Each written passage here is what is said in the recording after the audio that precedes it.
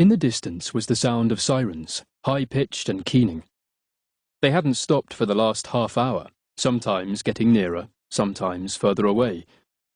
Clearly, someone was giving the police cruisers the runaround. Matt looked up from his pod, but no one else seemed to be paying much attention. From the 16th floor of the Moravsky Institute, the views around the city were almost unparalleled, if you could look past the streams of cruisers and shuttles crisscrossing the skyline like ants following the scent for food. A rubber band pinged off his forehead, jolting him out of his thoughts. He started and looked up to see his friend Justin laughing to himself from a few pods away. As he was searching for the band, a message popped up on one of the several monitors in front of him on the Institute's internal messaging service. J Nash 36. You joining for games tonight? Thursday nights were always games nights, or nearly always. Tonight was going to be different. M. Bailey 33. No can do. J Nash 36. Shame, we're going retro. M. Bailey 33. FIFA 2057. Last time United were any good. J Nash 36. Funny. J Nash 36. D&D tonight. Same place as always if you fancy. Matt noticed the artifact in front of him had stopped scanning. He swiped the touchpad to his left a few times to manipulate the controls, and the robotic arms inside the pod gently placed it into a hermetically sealed box, which was then carried away on a conveyor belt to be catalogued and archived. He grinned excitedly as the next object arrived to be digitally scanned, an ornately decorated Roman gladius. Probably ceremonial, since it was so carefully decorated. He set about programming the scanner, which began its work. M. Bailey 33. I'll see. There's this new game I want to try first. J Nash 36. Facepalm.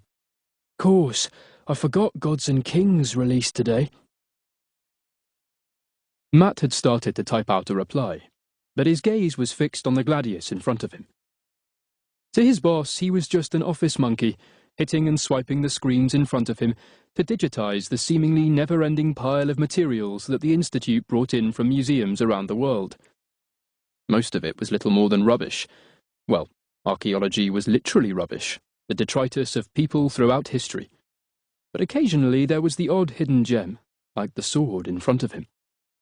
And for Matt, anything Roman was innately fascinating. He had studied the ancient world at university, though that was several years ago now, and he had always thought that coming face to face with it, as he was now, would be as close as he could get to the world of some of the great generals of history. Cyrus, Alexander, Caesar. That was until he had found out about Gods and Kings. The Moravsky Institute's digital repository of images of now millions of artifacts, all in 720 degrees and super high definition, was not only available to museums and archives around the world, but also to the software company Apex, who had used it to help create the world's most immersive historical video game a few years before, Knights and Lords, a first-person MMORPG set in medieval Europe. The game had been immensely popular with gamers who preferred a historical setting to fantasy, though Matt remembered the developers had thrown in a few surprises. Matt had played as a Viking warlord. That had been his intention anyway. It had proved surprisingly easy to keep getting killed when you tried to lead your troops from the front. Now, Apex were back with their next offering, set in the ancient world, which couldn't have appealed to Matt more if he'd designed it himself. Gods and Kings. Today was the first time he'd been able to get his hands on the game since its full release earlier that week, and there was already hype about how much more in-depth and open-ended it was compared to their first game, making it almost feel like being taken back in time. For Matt, it was as close to experiencing the ancient world as he would ever get, and he couldn't wait to take himself right to the heart of it. Rome itself.